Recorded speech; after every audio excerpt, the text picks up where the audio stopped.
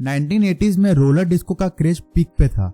David Goggins उस time पे 6 साल का था और उसके पापा ट्रेनिस गॉगिंस स्केटलैंड नाम का एक रोलर डिस्को एंड बार चलाते थे। आसपास के नेबर्स डेली सुबह गॉगिंस फैमिली को देखते थे, जिसमें डेविड का बड़ा भाई ट्रेनिस जूनियर, मदर जैकी, उसके फादर और वो एक हैप्पी फैमिली दिखते थे। लेकिन डेविड बोलता है कि अगर पैराडाइज रोड हेल था तो वो खुद डेविल के साथ रह रहा था। डेविड उस टाइम फर्स्ट ग्रेड में था और वो स्कूल में बड़े मुश्किल से जगह रहता था। स्कूल उसके लिए सेफेस्ट प्लेस था क्योंकि स्कूल से वापस जाते ही उसकी हेल लाइफ चालू हो जाती थी। 5 बजे शाम तक वो लोग डिस्को पहुंच के काम करना चालू कर देते थे।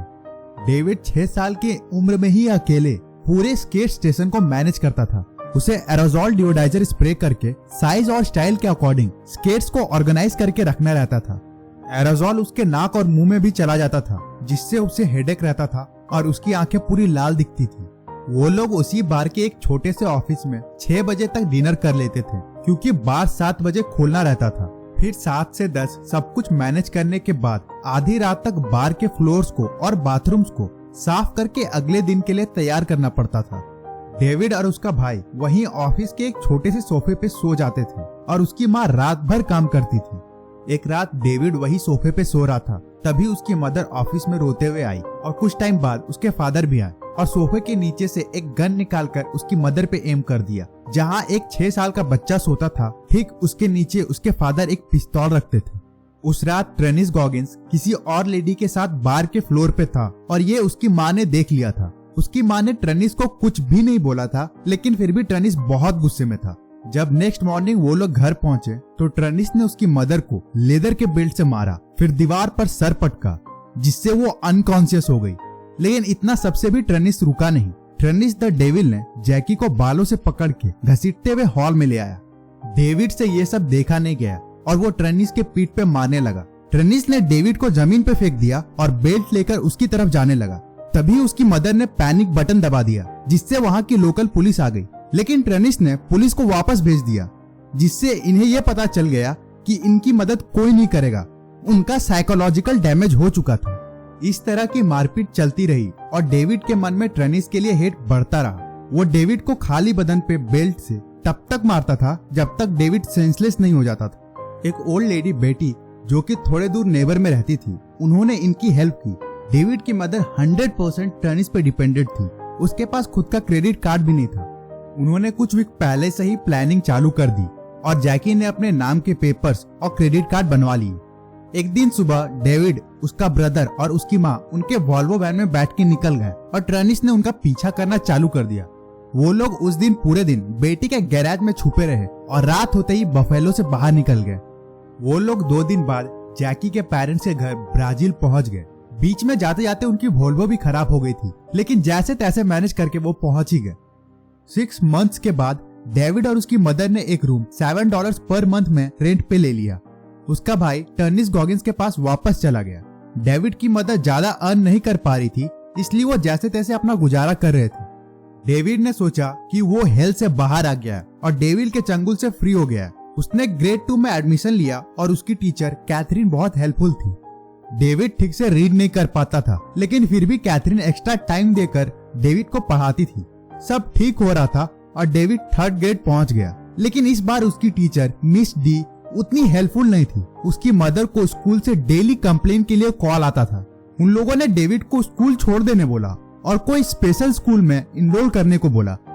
लेकिन बहुत रिक्वेस्ट के बाद डेविड को उस स्कूल में अलाउ किया गया।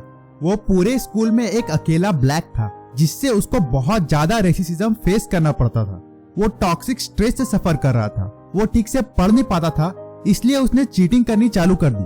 वो चीटिंग करने में मास्टर हो गया और स्कूल से पास होकर फ्रेशमैन ईयर में इनरोल हो गया। वहां भी उसे रेसिज्म का शिकार होना पड़ा। उसके लाइफ में सिर्फ बास्केटबॉल का होप बचा था। एक बार तो किसी ने डेविड के वर्कशीट पे वी विल किल यू निगर लिख दिया था, और एक बार जब वो रोड से जा रहा था तो कुछ लोगों ने उसे निगर निगर करके बुली भी किया और एक ने तो उस पे पिस्तौल भी तान दी। डेविड के सारे होप्स खत्म हो रहे थे, लेकिन उसका एक ड्रीम था, एयरफोर्स ज्वाइन करना। उसने समर में PJOC कोर्स ज्वाइन किया। ये द पारा रेस्क्यू जंप ओरिएंटेशन कोर्स कुछ वीक का था, लेकिन वहां के एक स्टोरी ने डेविड को बहुत ज्यादा इंस्पायर कर दिया। स्कॉट नाम का एक पारा रेस्क्यू मैन की जंप के टाइम एक्सीडेंट हो गई थी, जिसके चलते वो अर्थ पे बास्केटबॉल की तरह जा गिरा। स्कॉट की बहुत सारी बोन्स टूट गई और ऑपरेशन थिएटर में तो वो 2 बार मर भी गया था, लेकिन डॉक्टर ने उसे ER देकर बचाया। उससे बोला गया कि वो फिर से कभी पारा रेस्क्यू में ज्वाइन नहीं हो पाएगा, लेकिन सिर्फ 18 मंथ्स के अंदर वो अपने जॉब पे दोबारा पहुंच गया। डेविड ने ASVAB एग्जाम दिया, लेकिन एयर फोर्स का कट ऑफ क्रॉस नहीं कर पाया। वो अब तक चीटिंग करके पास हो रहा था और सोच रहा था कि वो सिस्टम को फुल कर रहा है, लेकिन एक्चुअली वो खुद को फुल कर रहा था। डेविड बाथरूम में जाकर मिरर के सामने खड़ा हो गया। उसने अपना हेयर सेव किया और अपने आप से मिरर में बात करनी चालू कर दी। You are a dumb motherfucker, you read like a 3rd grader, you are a fucking joke, you are not trying hard for your goals. वो बोला कि nobody is coming to save your ass, nobody, it's up to you। उसके बाद से वो daily ये ritual follow करता था। वो अपने आप को रिस्पॉन्सिबल समझने लगा और द अकाउंटेबिलिटी मिरर के सामने खड़े होकर रियलिटी को एक्सेप्ट करने लगा। सीनियर ईयर्स के दौरान वो सिर्फ वर्कआउट्स, बास्केटबॉल और पढ़ाई पे ध्यान देने लगा। उसने अपने आप को डिस्कम्फर्ट क्रेविंग के लिए ब्रेन वॉश कर लिया था। 3rd अटेम्प्ट के बाद उसने ASVAB में कट ऑफ क्लियर कर लिया और उसने बहुत ही एक्साइटमेंट के साथ एयरफोर्स ज्वाइन किया। उसे फर्स्ट टास्क लैट्रिन क्लीन करने की मिली, लेकिन फिर भी वो एयरफोर्स में आके खुश था। वो डेली दौड़ने जाता था और वर्कआउट करता था। बाहर रेन हो रही हो या स्नो पड़ रही हो, उससे उसको फर्क नहीं पड़ता था।